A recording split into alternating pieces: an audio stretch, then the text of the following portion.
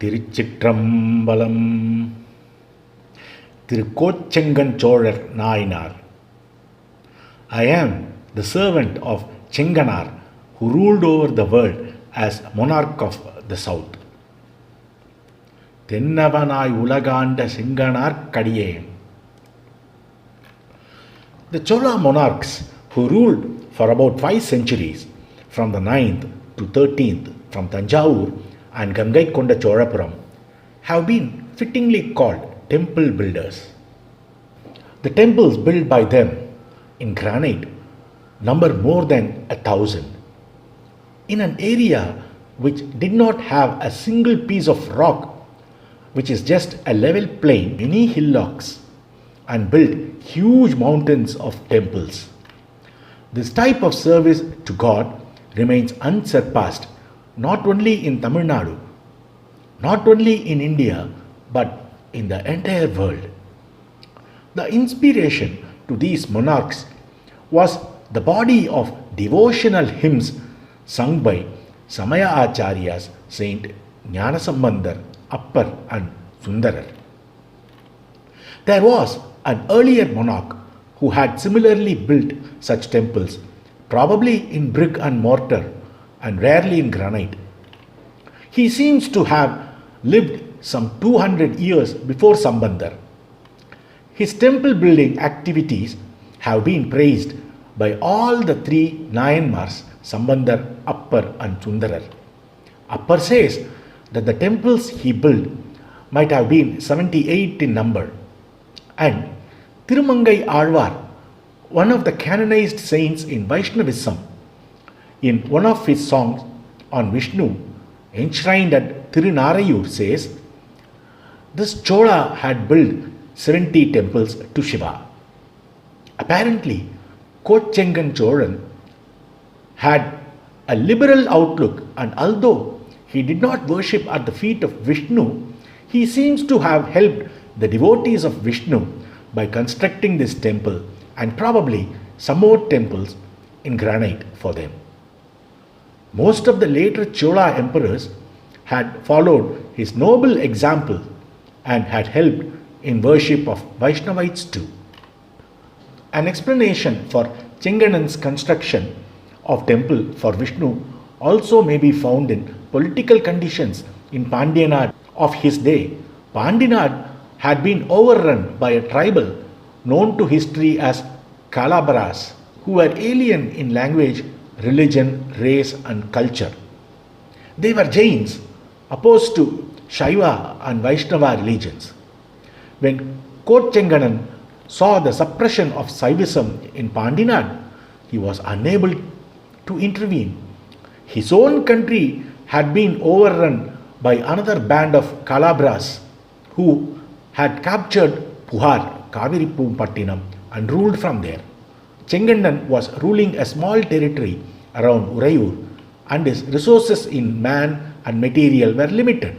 Hence, though he could not intervene in Pandyanad, he took up the task of rebuilding both Shiva and Vishnu temples in his part of the land, probably because he felt that both these sections of Vaidika religion had to be strengthened if the anti-religious onslaught in Pandyanad were to be halted and prevented from spreading into his own land. There is a unique feature in all the temples built by this Chola. He had built them on a high base and provided the entrance to the main temple not in the east in front as in the case of temples, but at the south as a smaller opening or side entrance.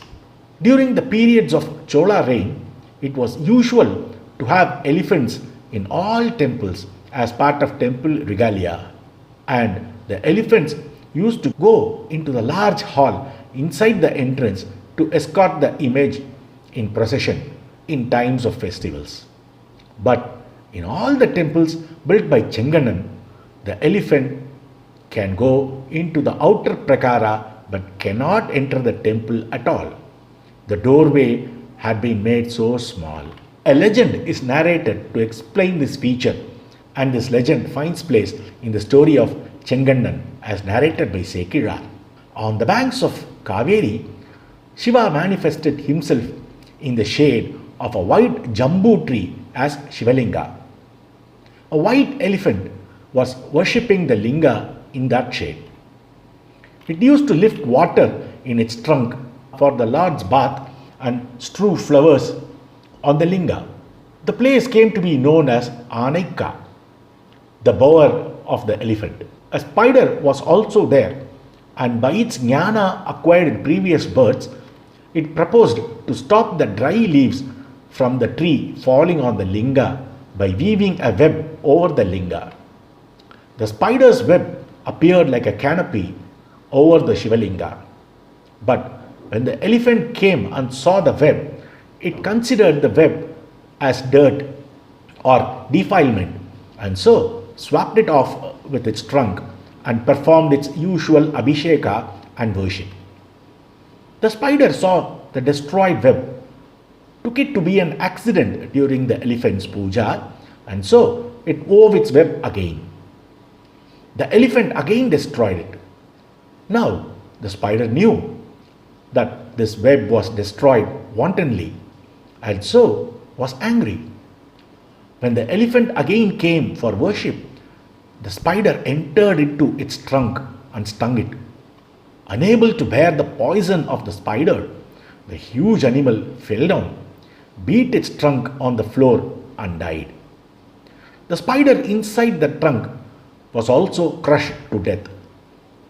The elephant attained final release, while by Shiva's grace, the spider was born in the Chola race. Shubhadeva was a Chola king. Kamalavati was his queen. They had no children for a long time, and then, after many prayers to Nataraja, the queen became pregnant.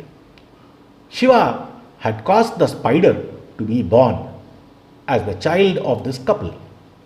Just as when Kamalavati was about to deliver a baby, a royal astrologer predicted that if the child were born not then but half an hour later, he would grow up, as indicated by the stars, into a powerful emperor, ruling all the three worlds.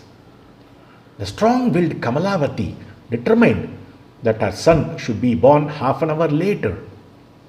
She directed that her legs should be tied together and she be held feet up, head down for the specified time. A male child was born, but because his birth was artificially delayed, his eyes were red. She saw the baby and saying, "My boy is Chengannan, the red-eyed." She breathed her last because perhaps of the unnatural delay of childbirth. Such is the legend connected with the birth of the king Chengannan. Through perhaps a memory of the past, he took it as a hobby to build temples in stone for Shiva.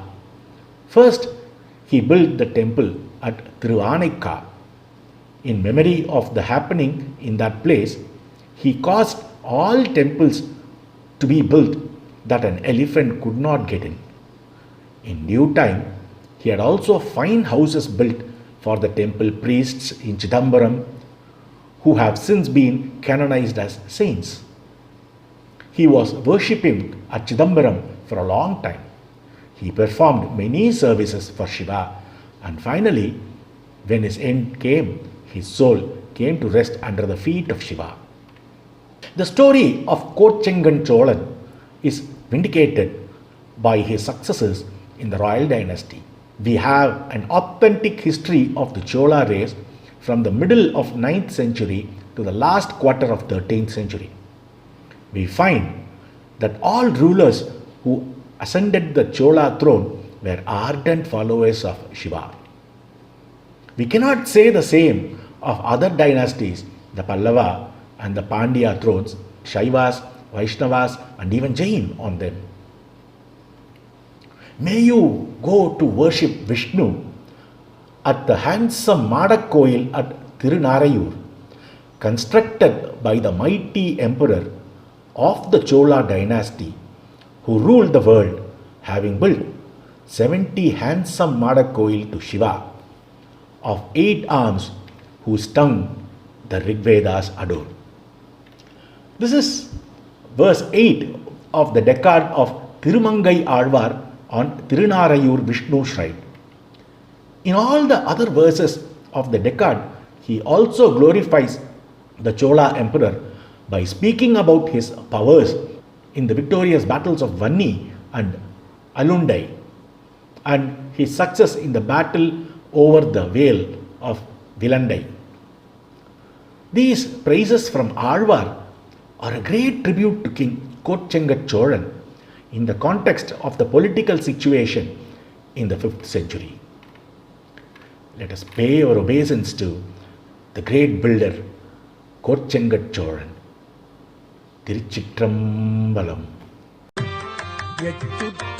எச்சுத்தத்தானார் எம்மாடு சும்மாடாம் ஏவர் நந்தார் எத்தாயர் எத்தந்தை எச்சுத்தத்தானார் எம்மாடு சும்மாடாம் ஏவர் நந்தார் செத்தால் வந்துதவுவர் ஒருவர் இல்லை செத்தால் வந்துதவுவர் ஒருவர் இல்லை சிறுபிறகாட்சி மூட்டி செல்லா நிற்பர் செத்தால் வந்துதவுவர் ஒருவர் இல்லை சிறுபிறகாட்சி மூட்டி செல்லா நிற்பர் சித்தாய வேடத்தாய் நீடு பொன்னி திருவானைக்க உடைய செல்வ சித்தாய வேடத்தாய் நீடு பொன்னி திருவானைக்க உடைய செல்வ என்றன்